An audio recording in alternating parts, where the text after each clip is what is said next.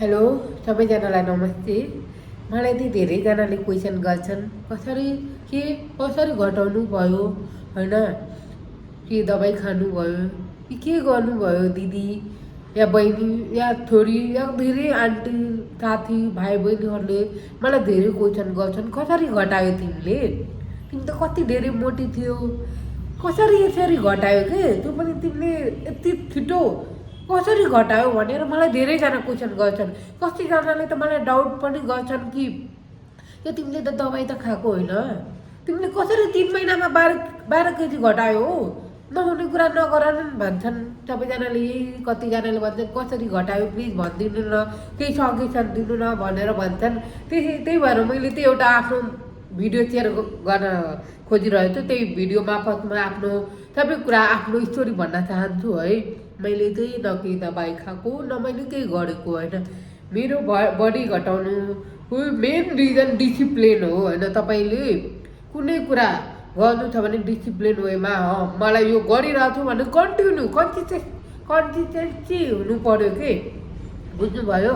र मैले चाहिँ कसरी घटायो भने म आफ्नो स्टोरी चाहिँ सेयर गर्न चाहन्छु है। मैले चाहिँ जिम गर्न स्टार्ट गरेको हो खासमा, र मैले चाहिँ जिम गर्नु मैले 2 कि 3 वर्ष अगाडि गरेको थिएँ जिम होइन। त्यति बेला चाहिँ मैले घटाइनँ होइन, 2 महिना गरेँ छोडिदिएँ। अनि मैले छोड्नुको रिजन के थियो भने मेरो जिउ नै घटिरहेको थिएन, के जिम गर्नु, जिम केही काम थिएन। त्यति बेला चाहिँ मेरो के थियो भने म बाहिरको जङ्क फुड पनि खान्थेँ, त्यो पनि खान्थेँ होइन। अनि एक्सर्साइज पनि गर्छु। अनि म भन्थेँ त्यति बेला मेरो त्यो थिएन क्या, आइडिया थिएन म खाने पनि जिम पनि गर्ने। मलाई चाहिँ के लाग्थ्यो भने एक्सर्साइज गऱ्यो जिम गऱ्यो भने बडी घट्छ भनेर, खानामा कन्ट्रोल गर्नु पर्दैन भनेर। तर वास्तवमा त्यो होइन है। मैले खासमा चाहिँ जिउ कसरी घटाएँ भने मलाई सोचेर मैले चाहिँ धेरै के अरे दुःख गरेको हो कि जिउ घटाउनलाई।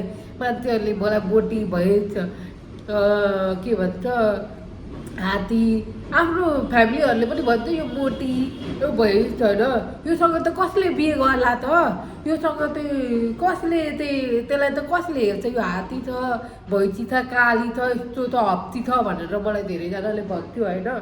तर के भन्नु, मैले चाहिँ जे होस् आफूमा धेरै प्राउड फिल हुन्छ कि मैले 15 केजी घटाएँ भनेर। 75 थिएन 60मा आएको हो कि, त्यो पनि मैले 3 महिनामा है, 3 महिनामा आएको हो कि। तर मान्छेहरूले चाहिँ अहिले पनि डाउट गर्छन् यो केटीले, कतिजनाले कोही हुन्छन् त्यो मान्छेहरूले चाहिँ के भन्छन् होइन यो केटीले त दबाई खाएर घटाएको होला होइन। तर मैले न केही दबाई खाएको छु न केही गरेको छु होइन। मैले घटाउनु म आफ्नो स्टोरी भन्छु है। मैले चाहिँ घटाएको चाहिँ कसरी हो भने मैले त्यति बेला म रुको थिएँ क्या। धेरैजनाले मलाई यस्तो 10वटा कुरा भन्छौ, मोटी भैँसी हप्ती हात्ती आन्टी, कतिले त आन्टी भनिदिन्छ क्या, जो कि मेरो एजको केटीहरूले मलाई आन्टी भनिदिन्छ क्या। त्यति बेला त रुन आउँथ्यो कि मलाई, कस्तो रुन आउँथ्यो। साडी लगाएको थिएँ, एकजनाको बिहेमा गएको थिएँ, तब म मोटी थिएँ। अनि मलाई के भन्छ आन्टी भनेर भन्नु, मलाई त्यति बेला लास्ट चित्त दुख्यो कि। अनि जब मैले ब्याच लस सकेन आँट्यो 4th इयरमा थिएँ, त्यति बेला खै कसैले केही एकदम नराम्रो भन्नु मलाई चाहिँ लाग्यो होइन। तर मैले त्यति बेला मैले सोचेँ कि होइन मलाई घटाउनु नै छ भनेर मैले भित्रबाट ठानेको होइन। अब मलाई जसरी होस् मलाई जे गर्नु परोस् मलाई घट्नु छ भनेर होइन। अनि त्यति बेला चाहिँ के हुन्थ्यो भने त्यति बेला चाहिँ मैले जिम जोइन गरेँ। जिम जोइन गरेपछि पनि मैले के गर्थेँ भने बिहान 2 घन्टा एक्सर्साइज गर्ने क्या, 2 घन्टा। अनि पनि मेरो एक हप्तामा रिजल्ट आएन। अनि मैले चाहिँ ट्रेनर थियो मेरो जिमको ट्रेनर, म जुन कि फिटनेसमा जिम गरिरहेको थिएँ होइन। त्यो राजा ट्रेनरलाई 11 बजी राति फोन गरेर मेरो बडी किन घटिरहेको थिएन, म किन घटिरहेको छु न भनेर रुएँ क्या। म रुएँ, एकदम रुएँ। म धेरै स्ट्रेसमा थियो, धेरै टेन्सनमा थियो, म रुएँ। अनि त्यसले मलाई उहाँले चाहिँ राजाले चाहिँ मलाई भन्नुभयो तिमी चाहिँ के अरे तिमी चाहिँ खान्छौ पनि जिम पनि, 1 महिना 1 हप्तामा कसरी रिजल्ट आउँछ, तिमीले त कमसेकम टाइम लाग्छ होइन, तिमीले आज घटाउँछु भनेर घट्दैन भनेर भन्यो होइन। अनि त्यस पछाडि अर्को दिन म जिम आयो अनि उहाँले राजाले सम्झायो कि तिमीले एक्सर्साइज गर्नु पऱ्यो, डाइट गर्नु पऱ्यो, बाहिरको केही खानु भएन भनेर उहाँले मलाई सजेसन दिनुभयो। उहाँ ट्रेनरले। अनि मैले त्यही के गर्नुपर्छ प्लिज, म चाहिँ रुको थिएँ क्या त्यति बेला। मलाई घटाउनु नै छ भने मेरो माइन्डमा थियो क्या, मलाई होइन जसरी भए पनि घटाउनु नै छ भनेर मैले चाहिँ सोचिरहेको थिएँ। जसरी भयो जे गर्नु परोस् मलाई घट्नु छ भनेर मेरो माइन्डमा थियो क्या। किनभने म त्यति बेला एकदम टेन्सनमा, डिप्रेसनमा, प्रेसरमा मात्रै भन्न धेरै कुरामा थिएँ। अनि मलाई उहाँले त्यो भन्यो तिमीले त घटाउन सक्छौ, टेन्सन नल्याऊ, 3 महिना 2-3 महिनामा घटाउन सक्छौ तिमीले, तर डाइट फलो गर्नु पर्यो। अनि त्यस पछाडि मैले त्यो ल ठिक छ मैले गर्न उहाँको कुरा सुनेर त्यस पछाडि मैले बिहान 1 घन्टा जिम गर्थेँ, बेलुका 1 घन्टा गर्थेँ। मलाई यति घटाउनु थियो कि म बिहान पनि गर्थेँ बेलुका पनि गर्थेँ क्या। म त्यस्तो क्या, म भित्रबाट त्यस्तो भएको थियो कि मलाई जिउ घटाउनु नै थियो त। बिहान 1-1.5 घन्टा गर्थेँ, बेलुका पनि गर्थेँ क्या। 3 महिना त मैले कन्टिन्यू गरेँ। त्यति बेला चाहिँ म बिहान तातो पानी खाने, कहिले कागती तातो पानी खाने, कहिले कफी र तातो पानी खाने, त्यसरी क्या।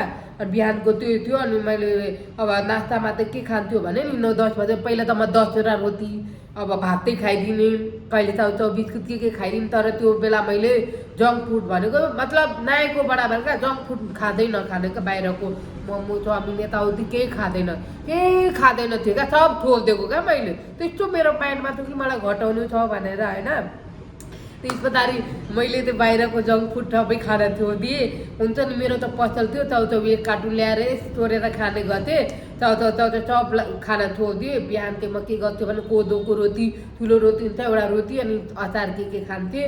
कहिले चामलको रोटी, कहिले खुद्दीको रोटी, कहिले गहुँको रोटी। हाम्रो घरमा चाहिँ प्रायः नास्ता बन्छन्, त्यही भएर म चाहिँ चामलको रोटी, कहिले खुद्दीको रोटी। हाम्रो घरमा त त्यही हुन्छ प्रायः जस्तो के। त्यो एउटा रोटी खाने, साग खाने, या त अचार खाने, केही प्याजको अचार, केहीको अचार हुन्छ, सब्जी या त केही रोटी र केही खाने। अनि त्यस पछाडि म चाहिँ 1-2 बजे चाहिँ खानामा चाहिँ के खान्छु भने म आलु चाहिँ खानै छोडिदिएको थियो, आलु पनि नखाने क्या। त्यति बेला मेरो माइन्डमा त्यस्तो भएको क्या, मलाई घटाउनु नै छ भनेर। म चाहिँ भात खाएँ पनि यति खाने क्या, भात यति नापेर खाने क्या, 1 बटुको मात्रै, सानो बटुकोमा 1 बटुको मात्रै खाने। दाल खाने, दाल बढी खाने। म पेट त भर्नु पऱ्यो नि त, यतिले त अगाउँदैन थियो। त्यति बेला चाहिँ दाल बढी खाने, सब्जी बढी खाने, तर आलु चाहिँ नखाने। अनि त्यस पछाडि बेलुकातिर भन्यो भने म जिमबाट फेरि जिम जान्थेँ क्या। बेलुका जिम जाने टाइम हुन्थ्यो नि त, 2 बजे 4 बजेतिर म जिम जाने गर्थेँ नि। 4 बजेतिर जिम जान्थेँ नि, 1 घन्टा गर्थेँ क्या, 5-6 बजेसम्म फर्किन्थेँ।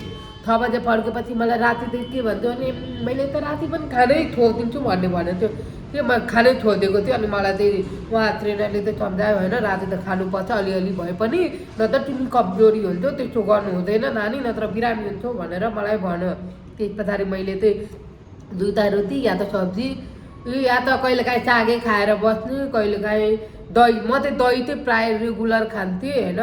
अनि त्यस्तै गर्दा मतलब त्यस्तै मतलब बाहिरको खाना छोडिदिएँ। कहिले साग सब्जी चाहिँ बढी खाने, म राति चाहिँ प्रायः जस्तो सागै खान्थेँ। मेरो मम्मीले पनि मलाई साग किनेर ल्याइदिन्थ्यो, सागै खान्थेँ राति होइन। दिनमा 2 बजीतिर खाना यति खान्थेँ क्या, भात यति खान्थेँ। अनि बिहान त्यति तातो पानी खान्थेँ नि, रेगुलर तातो पानी खान्थेँ नि। अनि त्यस पछाडि तपाईँको तातो पानीले के गर्छ भने बोसो हुन्छ नि, जुन बोसोहरू लागेको हुन्छ त्यो घटाउने काम गर्छन्। तातो पानी चाहिँ हरेक मान्छेले खानुपर्छ भन्ने म चाहिँ सबैलाई सजेसन दिन्छु होइन। र मैले कन्सिस्टेन्सी मतलब रेगुलर जहिले गर्न थालेँ क्या। एक दिन पनि हुन्छ नि मैले कहिले छोडिनँ होइन।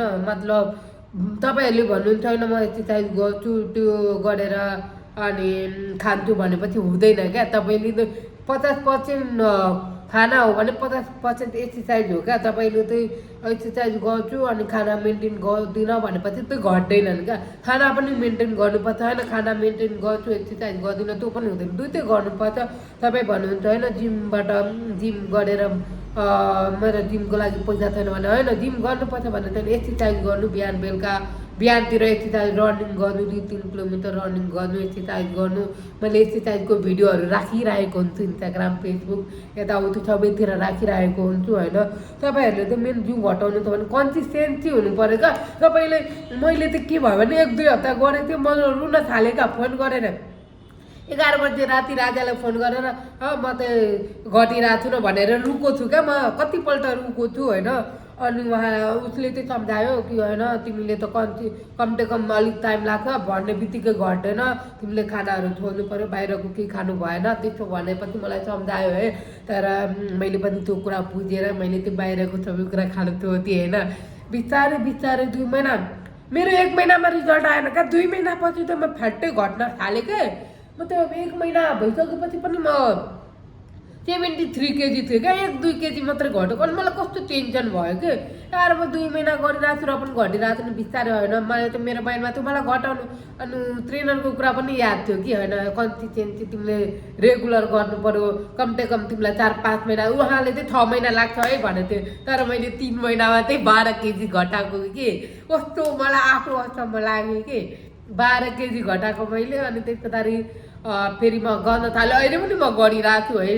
तर पहिला यस्तो हुन्थ्यो बिहान पनि गर्थेँ बेलुका पनि गर्थेँ, तर अब त म त 1 घन्टा मात्रै गर्छु, धेरै गर्दिनँ है। अहिले म आफ्नो बडीलाई मेन्टेन अहिले मेरो हरेक मान्छेले तारिफ गर्छन् क्या, तपाईँहरूले चाहिँ बडी घटाउनु छ भने कन्सिस्टेन्सी चाहिँ राख्नु पऱ्यो, रेगुलर गर्नु पऱ्यो। अनि खानाहरूलाई पनि डाइटमा खानाहरूलाई पनि मतलब मेन्टेन गरेर खानु पऱ्यो होइन। तपाईँले यो भन्नुहुन्छ होइन म बाहिरको खान्छु, त्यो हुनु भएन क्या। हेर्नु म त यस्तो कालो मान्छे थिएँ, यस्तो कालो थियो। तपाईँले के त्यो जिम गरेर यो सोच्नुहुन्छ बडी घट्छ मात्रै होइन क्या, धेरै कुरा फाइदा छ। तपाईँको माइन्ड फ्रेस रहन्छ, दिन तपाईँको हेर्नु मेरो ग्लो पनि आएको छ। पहिलाभन्दा त म धेरै सफा भएको थियो क्या, म पहिला धेरै कालो थियो, धेरै एकदम नराम्रो थियो। अनि तपाईँको हेल्थ पनि राम्रो हुन्छ, न सुगर हुँदैन, न डायबिटिज, न केही हुँदैन। तपाईँले अहिलेदेखि नै आफ्नो बडीलाई हेल्थलाई राम्रो राख्नुहुन्छ भने पछि गएर केही प्रब्लम, आजसम्म म कहिले बिरामी भइनँ क्या, कहिले बिरामी भइनँ। जब मोटी हुँदाखेरि चाहिँ मलाई एकदम प्रब्लम क्या, कहिले के को दबाई खानु, कहिले के को। अब त म केहीको दबाई खाँदिनँ होइन। मेरो पिरियडको प्रब्लम थियो, त्यो पनि ठिक भयो है। त्यो तपाईँहरूलाई म भन्छु मजाले एक्सर्साइज पनि गर्नु। म सबलाई भन्छु, जुन फिट छ, जो पातलो मान्छे छ, त्यो मोटो छ, सबै मान्छेलाई भन्छु एक्सर्साइज गर्नुपर्छ है, सबैलाई भन्छु होइन। त्यो तपाईँहरू है मेरो कुरा बुझिदिनु भयो होला होइन। तपाईँहरूलाई मेरो भिडियो राम्रो लाग्यो भने प्लिज लाइक सब्सक्राइब गरिदिनु होइन। र अरू कुराहरू म तपाईँहरूलाई सेयर गर्न चाहन्छु, तपाईँहरूलाई यो भिडियोमा सपोर्ट गरिदिनु भयो भने म तपाईँहरूलाई अरू भिडियो ल्याउने छु होइन। र मेरो Instagram ID, Facebook ID and TikTok ID र युट्युब आइडी चाहिँ म राधा फिट जोन 0202 है। त्यो तपाईँहरूले फलो एन्ड सब्सक्राइब गरिदिनु होला है प्लिज। नमस्ते।